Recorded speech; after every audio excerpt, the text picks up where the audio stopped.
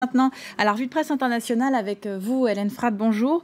On va d'abord au Pakistan où un attentat suicide a fait plus de 60 morts hier dans un parc d'attractions de Lahore où des chrétiens étaient venus célébrer Pâques. Cette attaque fait la une du site du journal pakistanais Express Tribune qui parle de 72 morts et plus de 200 victimes, parmi lesquelles on compterait beaucoup de femmes et beaucoup d'enfants, revendiqués par les talibans de la faction Jamaat-ul-Ahrar qui déclare avoir ciblé les chrétiens. Cet attentat est néanmoins présenté par un officier de police, cité par le journal, comme une attaque qui ne visait pas spécifiquement des chrétiens, car la majorité des victimes décédées sont des musulmans, je cite.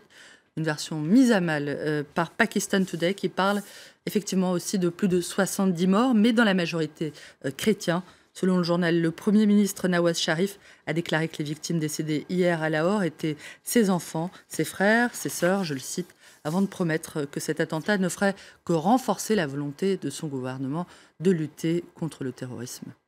Elle a une également ce matin la reprise par l'armée syrienne de la ville de Palmyre, jusque-là aux mains du groupe de l'État islamique. D'après The Guardian, qui rappelle que le régime d'Assad a pu remporter cette victoire grâce à l'appui militaire des Russes, une partie du site antique semble avoir survécu à l'occupation des djihadistes et échappé à leur désir de détruire des sites archéologiques importants. Certes, plusieurs parties de la fiancée du désert ont été détruites, mais d'autres sont restées intactes, se réjouit le journal, qui relève aussi que la partie moderne de la ville, où 70 000 habitants vivaient au début de la guerre, n'a pas eu autant de chance, puisque certains quartiers se retrouvent aujourd'hui complètement en ruine après des mois et des mois de combats de rue intenses. Est-ce la raison pour laquelle le Premier ministre britannique, David Cameron, tout comme Barack Obama, sont restés silencieux sur cette reconquête de l'armée syrienne et de ses alliés?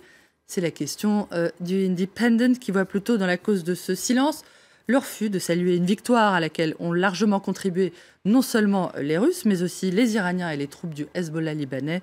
Une victoire qui devrait aussi beaucoup au manque de volonté des États-Unis et de leurs alliés de s'engager réellement dans la lutte contre l'organisation État islamique, selon The Independent. On reste au Proche-Orient avec l'indignation suscitée par les informations publiées ce week-end par l'armée israélienne qui a livré de nouveaux éléments dans l'enquête sur la mort par balle jeudi d'un assaillant palestinien à Hébron. Ça, elle a effectivement révélé ce week-end que le soldat qui avait abattu l'assaillant blessé avait déclaré à l'un de ses camarades que cet homme méritait de mourir, je le cite, car il avait poignardé l'un de ses amis.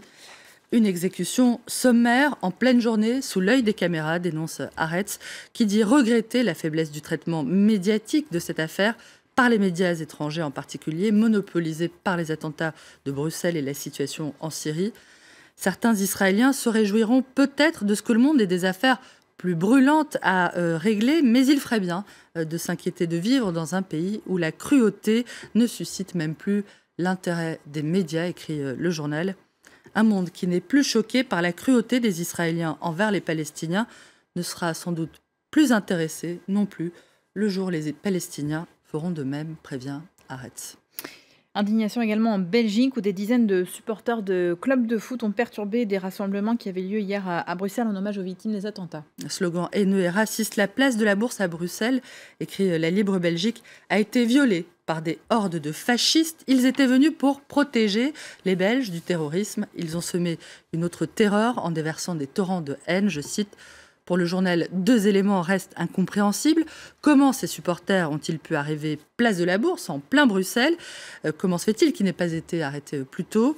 Et pourquoi le NVA, le parti populiste flamand, a-t-il refusé de condamner cette marche violente? Pourquoi Bart De Wever, son chef, a-t-il refusé de s'associer au texte rédigé par les autres présidents de partis flamands condamnant ses supporters? C'est pour éviter de faire de la publicité aux hooligans, a justifié le président de la NVA. La prochaine fois qu'il condamnera donc le comportement d'une personne, d'un groupe ou d'une association, il faudra donc comprendre qu'il souhaite en faire la publicité. Fin de citation. Voilà pour cette revue de presse. Merci beaucoup Hélène, restez avec nous. On se retrouve juste après la pause pour un nouveau journal.